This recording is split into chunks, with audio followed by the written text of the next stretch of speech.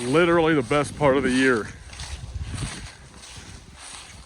Trees changing color. Got that mild temperature, wind. It's not really overcast today, but largely overcast. In my opinion, you can't get better weather than that.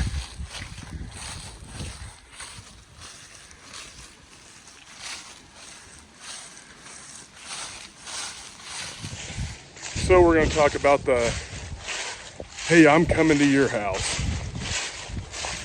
And if you're in the prepper community, you've heard that from one of your friends who may even ideologically agree with you.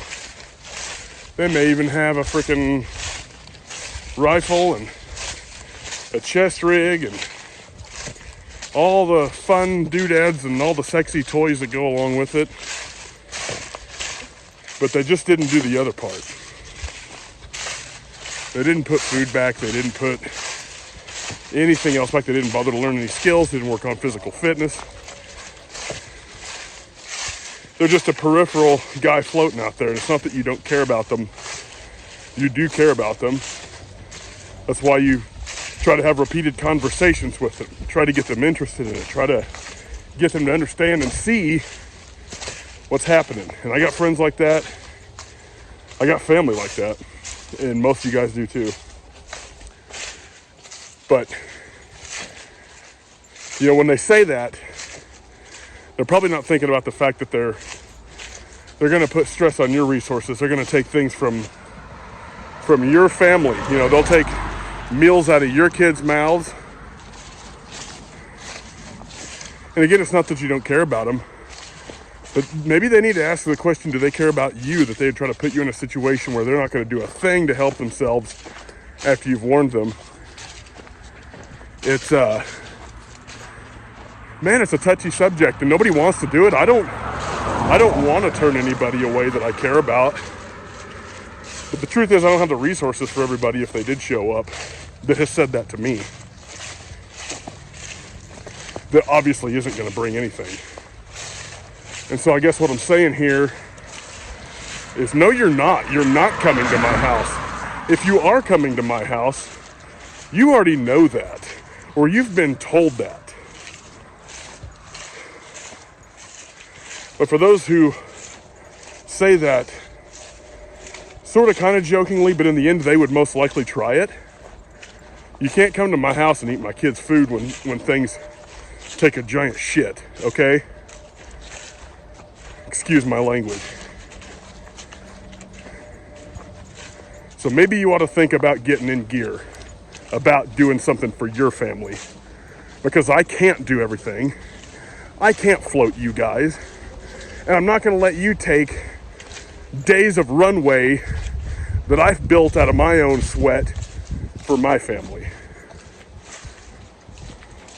It's not that I don't care about most of these people I'm talking about, but you need to care about me and what I've done for my family, and care about your family enough to maybe go in together and make plans with a guy like me. But don't leave me the one there being the guy to supply it all if you think you're going to show up, because you're not. You'll get turned away. There's a lot of people that would say that's not very Christian. And, you know, it's one of them deals where it's not that you're not a Christian, but your family, your household has to come first. As a husband, that means you're a caretaker. Who are you a caretaker of? I'm not taking care of anybody else's wife. That's your responsibility to take care of your wife. If you're pulling, I'll help you pull. But if you're not pulling, man, you got to go. Each man has a responsibility to his own family. And yeah, we as brothers have a responsibility to each other. But as the Apostle Paul wrote, if you do not work, you will not eat.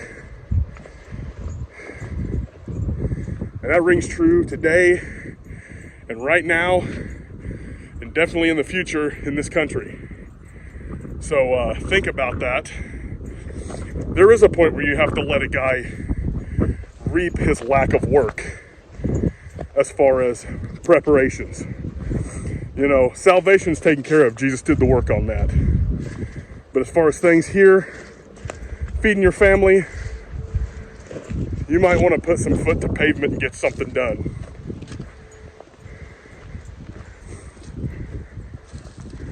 Find people to work with, but don't be a dead weight. And one quick addendum to what I said from a God type perspective.